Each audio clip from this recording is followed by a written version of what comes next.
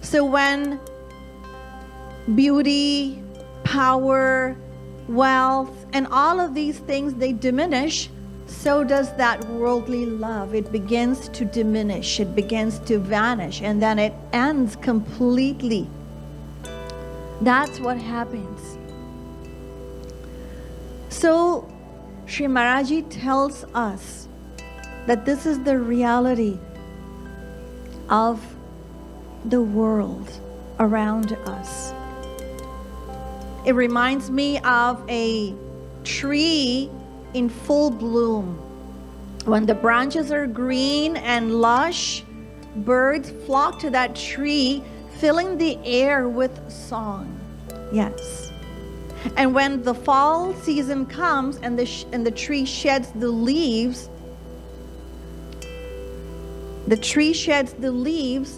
then and the branches stand bare. The same birds who came to that tree, they all fly away in search of another tree. The tree, mind you, is the same, but the loyalty of the birds was not truly to the tree. It was to the shelter that it provided. Yes. So this teaching, let me tell you, this teaching is not meant to harden the heart. It is meant to clarify it. Yes, it is meant to clarify it, not harden it. So this clarification that I'm offering is not so that we can become angry, or we can feel angry or feel bitterness toward the world and toward the people in our lives. No, that's not the point here. Yes, the world is not wrong for being conditional. And worldly love is not evil. It is simply limited. It is limited. It is not unlimited. And unlimited is our very nature. And we cannot accept anything that is contrary to our nature, to our inherent nature. Yes. So someone may think, well, given that worldly love is limited, but it is still love, and you know what? I'm fine with it. I'm okay with that. Now, I want to pause here and say something very candidly and very honestly. That if somebody thinks like that, if that thought crosses their mind, it only means that the ego is looking for shelter. Yes, the ego is looking for shelter. So the difficulty comes when we expect from the world what was never meant to be received from the world. Yes, we're seeking perfection from the world, and it doesn't have that. We're seeking perfect love, perfection, perfect happiness from the world that does not offer it. So that is where things become difficult, or where things go wrong. The saints are not condemning the world.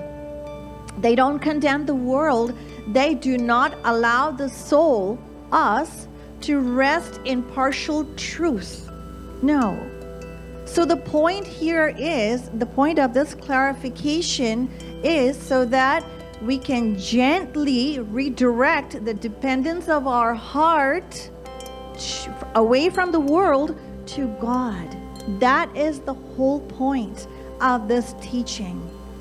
Yes, that is the whole point of this teaching. So please do not take this teaching or use this teaching in household commentaries. No.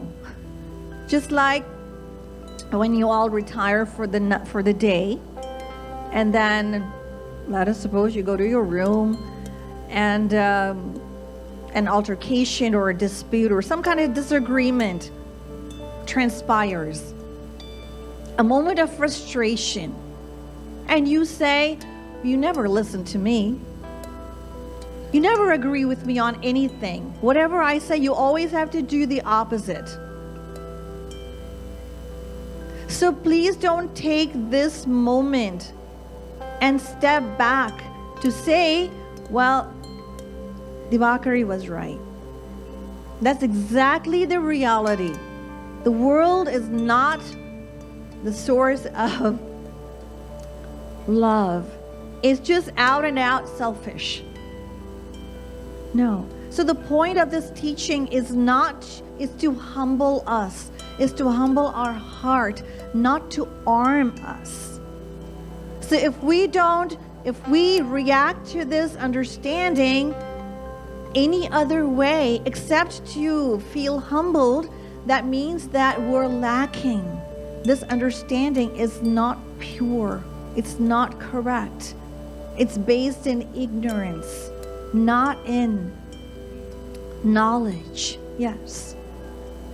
So to make this understanding vivid, or to explain it vividly rather, I want to share a story, a real story that depicts how the world is attracted to or enamored by externals.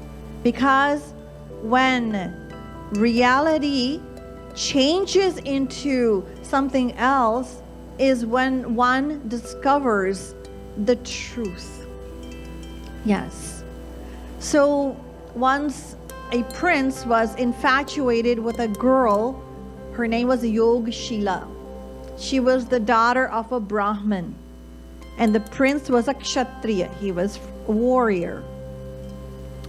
And when the king found out, when he came to know that his son was, when he heard about his son's condition, then the king approached the girl's father and said, my son has fallen in love with your daughter, and if you agree to this marriage, one day your daughter will be queen. Now, while most people would have been flattered and felt honored, this father, the Brahmin, he out and out firmly declined, and he said, well, I'm a Brahmin and you are a Kshatriya. How could this marriage even take place? So the king, he pressed further and said, well, if you want to live peacefully in this kingdom, you must agree to this marriage. So the father was troubled. He was troubled. So the girl, the daughter, said to the father, Father, don't you worry. She consoled him and told him, don't worry. Tell the king that I will marry his son, in 2 weeks' time.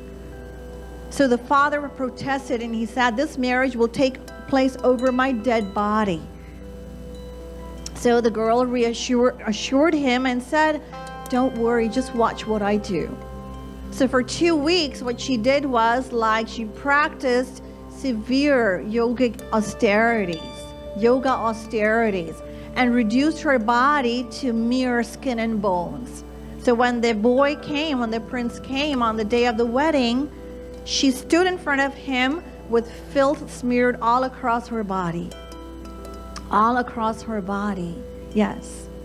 And shocked, the prince asked, where's Yogshila? Where's that radiant beauty? Where is it? So she said, I'm Yogshila. The beauty that you once admired is gone. Is gone. And if you loved flesh, well, please go to the butcher's store. You'll get plenty of it over there. But if you truly love me, well, here I am. I am, take me as I am. And the prince, he recoiled. He couldn't even bear her sight.